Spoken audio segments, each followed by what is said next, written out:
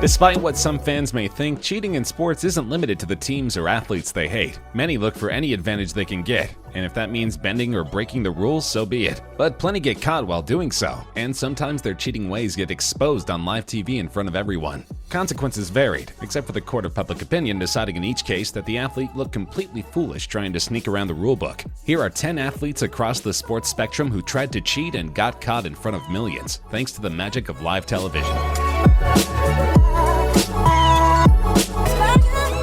The sport of cricket doesn't often deal with crazy scandals, until March 2018 anyway. That was when several members of the men's Australian cricket team got caught cheating and sent the entire squad's reputation through the shredder. During a match against South Africa, television cameras caught Aussie bowler Cameron Bancroft appearing to rub the ball with some strange substance, which turned out to be sandpaper. Umpires were notified and confronted him, but they didn't penalize him since he hadn't gotten around to messing with the ball in any influential way. But he tried to, and he wasn't alone. It soon came out that team captains Steve Smith and David Warner ordered Bancroft to rub the ball with sandpaper, thereby making it easier to swing the ball. This is essentially cricket speak for a curveball. After a brief investigation, not to mention an irate phone call from the Aussie Prime Minister, Cricket Australia doled out their punishments. Since they were the brains behind the operation, Smith and Warner received 1-year bans from professional cricket and lost 100% of their pay for the game in question. Bancroft didn't get off scot-free, receiving a 9-month suspension and losing 75% of his game money. He only returned to pro cricket in December 2018. Then there's the coach, Darren Lemon, who was found to have taken no part in the scandal and received no punishment, except from himself. He resigned as coach, declaring that Aussie cricket needed to move forward.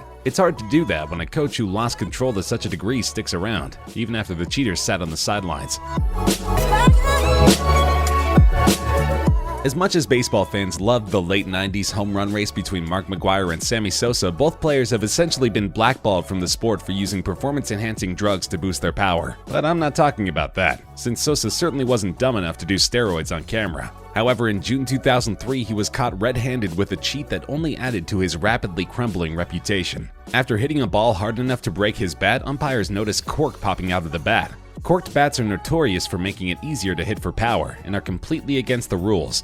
Sosa was immediately ejected, becoming only the 6th player since 1970 to get caught using a corked bat. He later earned an 8-game suspension for his offense, tied for the longest cork-related punishment in history. Sosa later appealed the suspension down to 7 games, as officials accepted his claim that he mistakenly used a practice bat he had corked to look cool for the crowd during pregame warm-ups. His seeming sincerity, coupled with the tests of 76 of Sosa's bats finding 0 cork among them, convinced the powers that be that Sosa didn't mean to cheat. But who knows if that's true? It's all but accepted he cheated to hit all those home runs, and once you see one corked bat, it's hard not to suspect he's been corking throughout his career. We may never know for sure, though considering Sosa still isn't in the Hall of Fame and likely never will be, the court of public opinion has clearly found him guilty on all accounts. In recent years, cheating in football has largely been centered around the usage of PEDs, deflated footballs, and spying on teams during practice. But in 2010, a coach for the New York Jets embraced another fun way to cheat at pigskin, tripping opponents like a schoolyard bully. In a game against the Miami Dolphins, Jets strength and conditioning coach Sal Alosi decided to give his team an advantage by injuring the closest Dolphin. So he stuck his knee out onto the field, tripping Dolphins quarterback Nolan Carroll and sending him tumbling to the turf.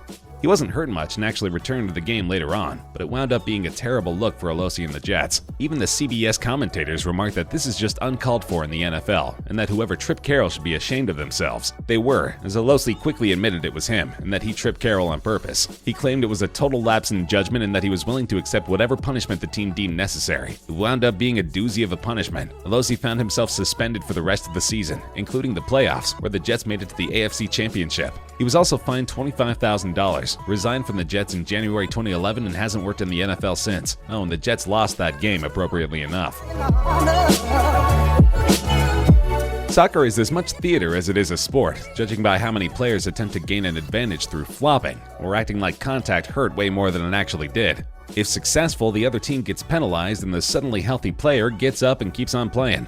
However, a successful flop should be somewhat based in reality, something Brazil's Rivaldo Ferreira didn't even attempt in June 2002. In a game against Turkey, Turkish player Hakan Ünsal kicked the ball toward Ferreira. The ball only hit his shin, but Ferreira decided to act otherwise. He collapsed to the ground, screaming and holding his face. The officials, seeing Ferreira in such supposed pain, ejected Ünsal from the game and slapped Turkey with a penalty. Such antics may well have helped the Brazilians win the match 2-1. But Ferreira apparently forgot instant replay and giant screens exist, because shortly after the penalty, the stadium screen replayed the incident, clearly showing the ball didn't come remotely close to Ferreira's face. He couldn't deny anything and thus admitted to the cheat, though he peppered his admission with a healthy dash of remorseless victim blaming. As he explained, the ball touched my leg, but the other player was still wrong to kick the ball at me. I said sorry to him, but that's football. It may not have hit my face, but the Turkish player should not have done that in the first place. FIFA wasted little time in punishing Ferreira, though they didn't go very far. They merely fined him 11,500 Swiss francs, which is roughly the same amount in US dollars. If you're wondering why flopping keeps happening in soccer, wrist slap punishments like that might well be why. Even if you're a casual soccer fan, you've likely heard about the Hand of God. But here's the entire story behind one of the most famous goals and one of the most famous cheats of all time. Argentina and England met in the quarterfinals of the 1986 World Cup. After 51 scoreless minutes, Argentina's Diego Maradona kicked the ball toward England's goal, where goalkeeper Peter Shilton was waiting to knock the ball away. He, as a goalkeeper, could use his hands to do that. Maradona, as a striker, could not, but he did so anyway. As Shilton went to punch the ball away from the goal, Maradona leapt into the air and punched it back in. The referee somehow didn't see the cheat and allowed the goal to stand, starting Argentina on the path to a 2-1 win and eventual World Cup championship victory over Mexico. Post-match, Maradona was asked about the goal, since replays clearly showed he used his hands. He claimed the goal happened thanks to a little with the head of Maradona and a little with the hand of God, giving rise to the term Hand of God. Years later, in 2005, Maradona admitted he did it on purpose and knew immediately he had cheated. In fact, he told USA Today he needed his team to help him distract the referee afterward, explaining, "I was waiting for my teammates to embrace me and no one came. I told them, come hug me or the referee isn't going to allow it." Maradona was swiftly punished for both cheating and manipulating the official by getting away with absolutely everything. It's never smart to cheat during a marathon or triathlon. There are cameras and data everywhere, and even without that, all officials need to do is look at someone's time to see if their accomplishment seems on the up and up. In the case of Julie Miller, she wasn't even close. Miller came out of seemingly nowhere to win Ironman Canada in July 2015. This made no sense to the other runners, particularly super athlete Suzanne Davis, who was favored to win and had eyewitnesses aplenty insisting she had. No one, meanwhile, had seen Miller in the lead ever, except suddenly she was first past the marathon finish line. Something seemed fishy, especially since Miller didn't stick around to shake hands or anything. It was almost like she wanted to disappear as quickly as she appeared. Davis and her fellow runners conducted an investigation, studying photographs, videos, and official time data, along with interviewing eyewitnesses to the race. Their conclusion, one eventually shared by the Ironman board, was that few saw Miller race because she basically didn't. She simply darted in and out of the course, cutting out large swaths of her path and keeping her fresh as could be while approaching the finish line. For this, Ironman Canada disqualified Miller from the race, along with two others she supposedly won before. This left Davis as the winner, which she clearly had been the entire time. Miller still insists she won the race fairly, but at this point, with all the proof exposing her as a cheater, her arguments are about as legitimate as a child insisting they're not stealing cookies while their hand is in the jar.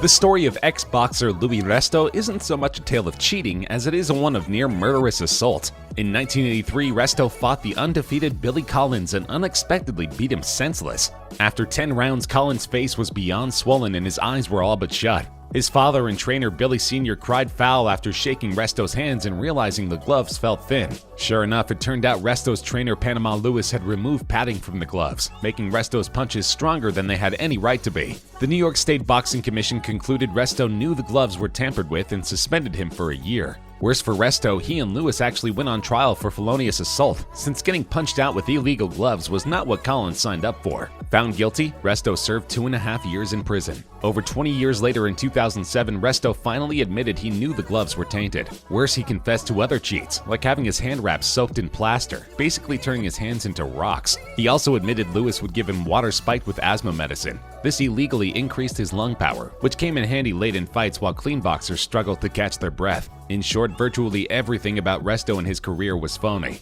One thing that was very real and very tragic is Collins' fate. Due to eyesight damage suffered in the Resto fight, Collins had to retire. Months later, he drove drunk and crashed his car, an accident that killed him. His father maintains that Collins might have intentionally driven drunk and essentially killed himself, feeling his career and life were over because of what Resto did to him.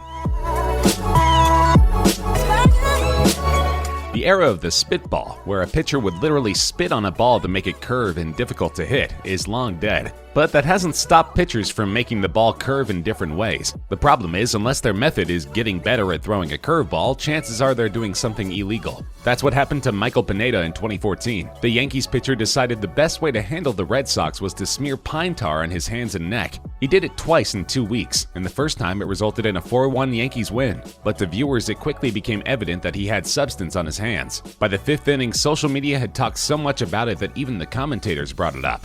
However, by the time Sox management inquired about it, Pineda had wiped his hands clean, and so no punishment could be doled out. When asked about it afterward, he dismissed charges of pine tar cheating with, "It's just dirt, nothing to see here." A couple weeks later, also against the Sox, Pineda used his so-called dirt again, except this time the umpires knew to look for it. They caught him using it in just the 2nd inning, and threw him out of the game. He later received a lengthy 10-game suspension for his troubles. Amazingly, Pineda's real sin as far as his fellow baseball players were concerned wasn't that he cheated, but that he did it so flagrantly. Several players defended Pineda, saying up to 90% of pitchers use pine tar, rosin, sunscreen, and whatever else they can find to help grip the ball better on chilly days. They don't consider it cheating, but they did consider Pineda's flaunting of the stuff to be fairly stupid. When athletes get caught cheating, there's several routes they can take. They can admit to it and apologize, they can deny it, or they can even ignore it. The NBA's Dwight Howard took a novel approach to being exposed as a cheater. He admitted to doing it all the time, insisted it was no big deal, and acted like being called a cheater was just ridiculous. In March 2016, Howard's Houston Rockets were playing the Atlanta Hawks. Shortly after Howard made a layup, the Hawks' Paul Millsap went for a couple free throws. But while doing so, he noticed the ball felt stickier than he'd ever felt it before. He handed it to the referee, who brought it over to the scorer's table. There, he discovered a tape-covered can of what turned out to be stickum, an adhesive that many athletes used in the 1970s to help grip the ball easier. However, it's been banned for a long time now, meaning Dwight Howard was using an illegal substance to cheat, somehow. Nobody really knows how a sticky basketball makes it easier to win, since Howard still had to handle the ball himself. Whatever his reason, Howard clearly felt this was no big deal. As he told the Houston Chronicle, "I've been using it for the last 5 years. It hasn't been a problem. I don't know why people are making a big deal out of it. I do it every game, it's not a big deal." Yes, Dwight Howard defended himself against charges of cheating by admitting he cheated, admitting he had done so for years, and challenging anyone to care about it. The NBA apparently did not, electing not to punish Howard in the least. Maybe they were so taken aback by his brazenness they decided to just give him this one. Thanks to Lance Armstrong, the sport of bike racing has a reputation for being filled with cheaters. Bicycling is so grueling it's extremely difficult to succeed at it without routine rule breaking. But it's not all doping like Armstrong. Sometimes, like with Vincenzo Nibali, it's as simple a matter as grabbing hold of a vehicle and letting it move you instead of doing the work yourself. In summer 2015, Nibali, a former Tour de France champion, competed in the Vuelta a España, a Spanish bike race. At one point, he found himself involved in a crash, and as a result, he was far behind the rest of the pack. Rather than simply bike harder, he and his team employed a technique known as the sticky bottle. Basically, a rider will gain a brief advantage by having his team drive up to him to give him a bottle of water. In the few seconds both the driver and cyclist are holding the bottle, the car drifts the cyclist along without having to do anything. That's more or less allowed, if not really endorsed by the rules. However, Nibali's version of the sticky bottle was so blatant, officials simply couldn't look the other way. He grabbed hold of the car itself, which then zoomed him all the way up to the other cyclists. This extended free ride was simply too much, too unacceptable to Vuelta officials, who promptly disqualified Nibali and sent him packing. To make things more embarrassing for Nibali, he didn't even win as a result of his cheating. After rejoining the pack, he lost contact yet again, and ultimately finished 31st out of the roughly 160 cyclists. Getting punished for a cheat that didn't really help you much is a good definition of a bad day.